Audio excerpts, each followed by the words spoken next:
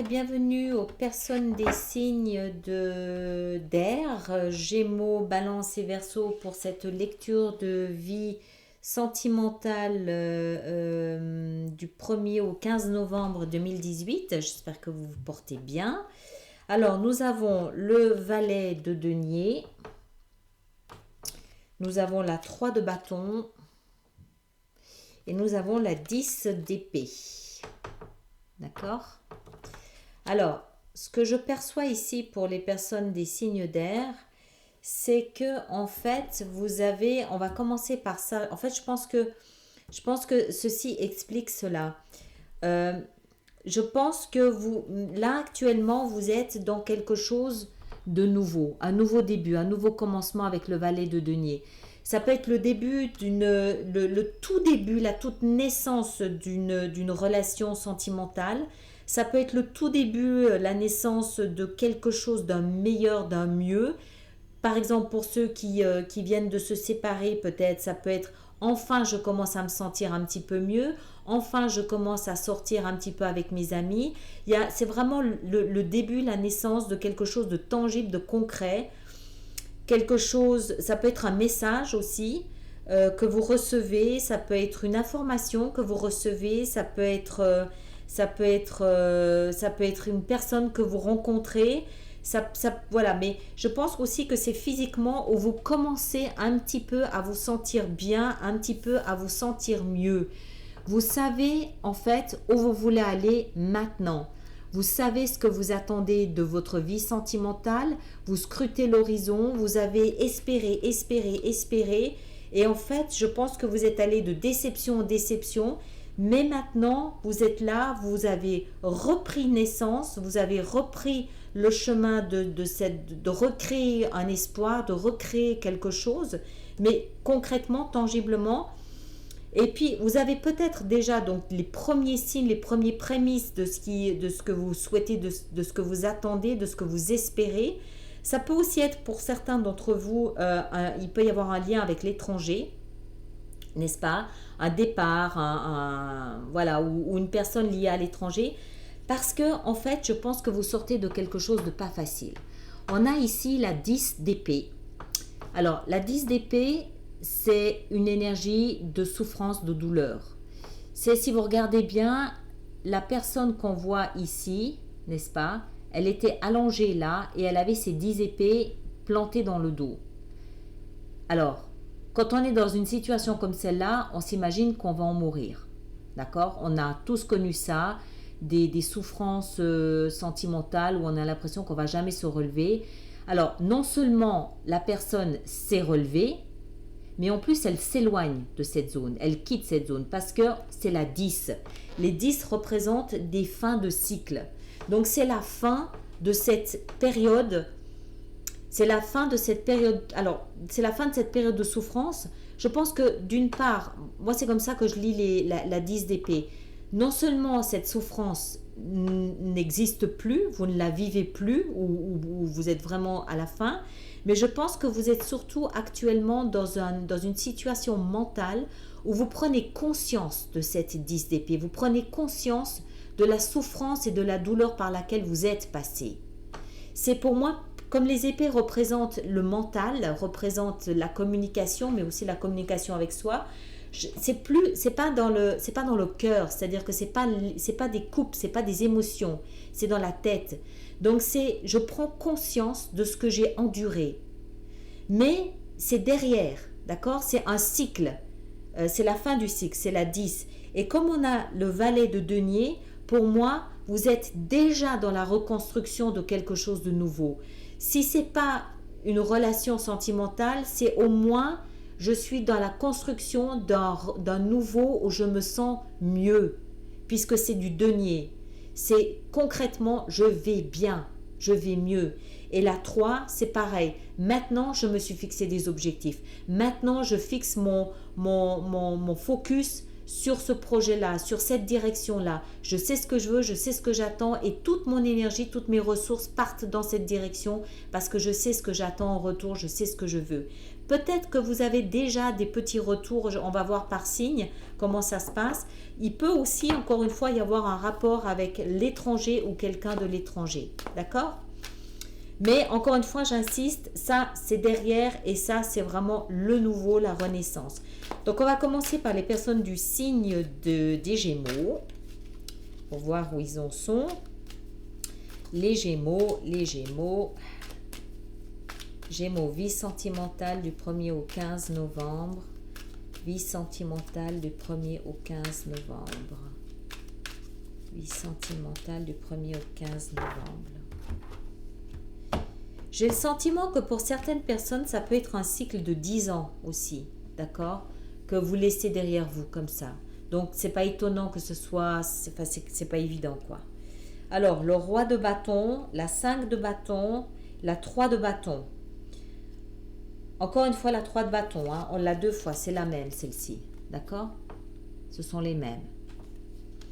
Alors, pour les personnes du signe des Gémeaux, j'ai le sentiment que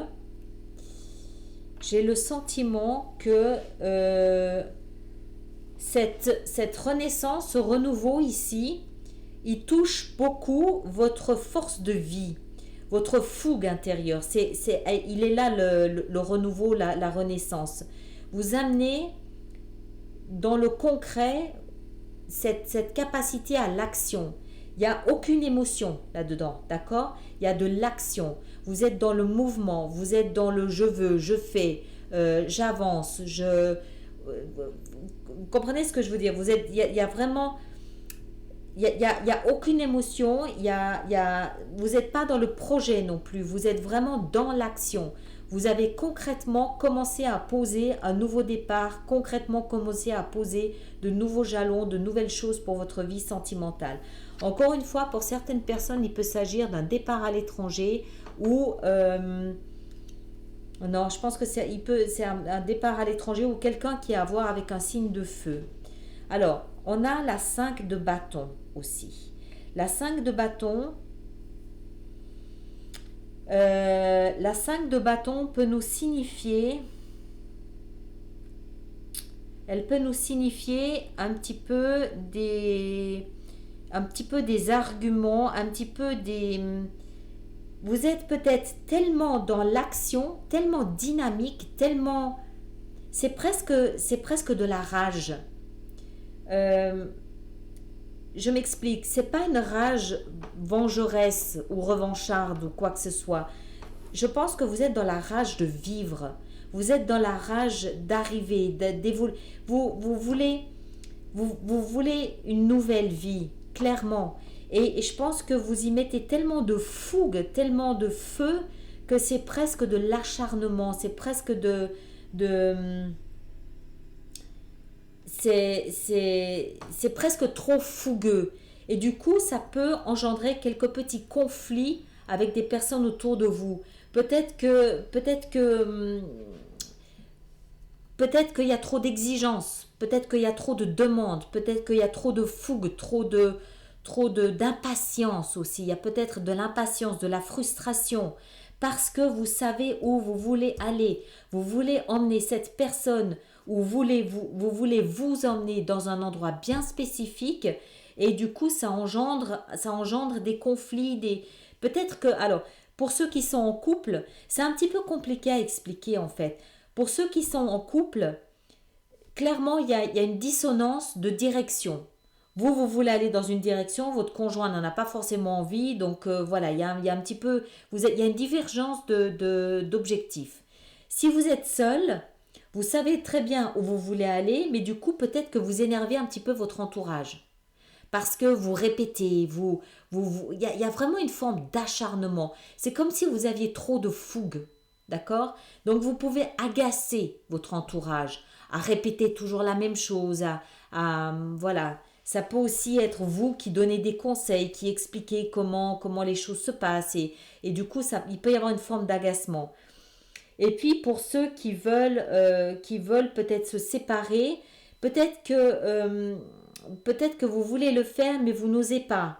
D'accord? Vous hésitez, je sais pas, il y a vraiment, il y a un mélange de conflits parce que vous avez trop de fougue, parce que vous avez trop d'énergie. Il y a énormément de bâtons ici, d'accord? Et encore une fois, vous avez, vous, une idée très précise de l'endroit où vous voulez aller, et c'est comme si, en fait, vous ne vouliez pas y aller seul. C'est comme si vous ne pouviez pas atteindre cet endroit seul, mais que les autres ne sont pas d'accord de vous y suivre. Donc, ça génère un petit peu des conflits, peut-être un petit peu des batailles de ce côté-là. D'accord? Voilà. Alors, on va voir maintenant, donc ça, c'était Gémeaux. On va voir maintenant pour les personnes du signe de la balance. La balance, vie sentimentale du 1er au 15 novembre. Balance, balance, balance, balance. Balance, balance, balance. Vie sentimentale 1er au 15 novembre. Balance, balance. Oups. Balance, ben voilà, c'est encore une fois toujours les mêmes. Bon, on va les prendre celles-là parce qu'il y a le roi de coupe qui change. Et puis elles sont tombées toutes seules. Quand elles tombent toutes seules comme ça, on va les prendre. Donc, pour les personnes du signe de la balance, vous êtes précisément en balance, en équilibre avec la 2 d'épée. La 2 d'épée, vous voyez, la personne, elle ne se fie pas au fait qu'elle voit, elle ne se fie pas à ce qu'elle voit, au concret, au tangible. Elle se fie à ce qu'elle ressent à l'intérieur d'elle. Donc, ce nouveau départ, ce à quoi vous vous attendez, ce que vous espérez, ce que vous scrutez là en regardant l'horizon, tout ce travail que vous avez fait de vous rendre compte du mal, de ce que vous avez enduré, de ce que vous avez souffert, vous êtes maintenant en train d'apaiser tout ça à l'intérieur de vous. Vous ramenez une forme de paix, de tranquillité, d'harmonie à l'intérieur de vous parce que parallèlement à ça, vous commencez quelque chose de nouveau. C'est vraiment, mais vous y allez très prudemment, très très prudemment. Vous avez ici encore une fois le valet de denier, c'est le même que celui-ci, d'accord? C'est la même énergie. Donc vraiment, vous êtes dans un renouveau, mais tout doucement, tout tranquillement. Je pense que vous n'écoutez pas beaucoup ce qu'on vous dit, vous ne regardez pas ce qu'on vous propose, vous ne prenez pas forcément les conseils des autres, vous vous écoutez, vous êtes tourné à l'intérieur de vous, vous savez comment démarrer, redémarrer tranquillement, tout doucement, vous écoutez votre rythme et vous respectez votre propre rythme. D'accord? Alors, après, à côté de ça, on a le roi de coupe. Je pense que, alors, pour chacun, ça va prendre une dimension différente. Il peut y avoir à côté de vous une personne d'un signe d'eau, cancer, poisson ou scorpion, ou quelqu'un qui a ces caractéristiques-là. Mais j'ai pas l'impression. J'ai l'impression qu'en fait, vous avez acquis à travers cette expérience ici une très grande sagesse. D'accord? Une forme vraiment de pardon qui vient de l'intérieur et qui se concrétise ici avec ces deux valets de denier. Vous pardonnez à vous pour commencer. Vous regoutez, vous voulez goûter à l'amour, vous voulez goûter au plaisir que la vie peut vous offrir. Mais vous avez peut-être conscience que avant de souffrir comme ça, vous n'étiez peut-être pas complètement pleinement qui vous êtes. Vous manquiez peut-être de maturité émotionnelle avant cette expérience. Et cette expérience vous a permis de comprendre qui vous êtes vraiment et va vous permettre d'entrer dans cette maturité, dans la maturité du roi de coupe. Ce qui veut dire qu'aujourd'hui, ou plutôt, voilà, c'est 15 jours, parce que c'est pour les 15 prochains jours, vous allez prendre conscience de la valeur de ce que vous offrez en termes d'émotion. Et c'est vraiment en goûtant à ça que vous prenez conscience de ça. Et vous allez endosser cette énergie de puissance, de maturité, de responsable de vos émotions. Et lorsque vous offrirez votre coupe la prochaine fois, votre coupe d'amour, la personne à qui vous allez l'offrir en étant pleinement conscient de la valeur que vous offrez. Ce qui veut dire que du coup, vous allez être beaucoup plus conscient. D'une part, vous allez faire beaucoup plus attention à qui vous l'offrez, et d'autre part, vous serez beaucoup plus vigilant à ce qu'on n'empiète plus comme on a empiété sur la valeur de votre identité ou la valeur de votre amour. D'accord? Parce que vous construisez qui vous êtes, vous construisez votre identité. Vous savez qui vous êtes, vous savez ce que vous voulez et vous attendez patiemment que la personne qui corresponde à qui vous êtes arrive pour pouvoir lui offrir votre maturité émotionnelle. D'accord? Mais vous êtes là en train de peaufiner votre sagesse, de peaufiner votre maturité, votre responsabilité. C'est très joli, c'est très dans la construction de qui vous êtes. D'accord? Alors voilà, ça c'était les personnes du signe de la balance, je crois. Alors maintenant, les personnes du signe du Verseau, le Verseau, vie sentimentale du 1er au 15 novembre, le Verseau.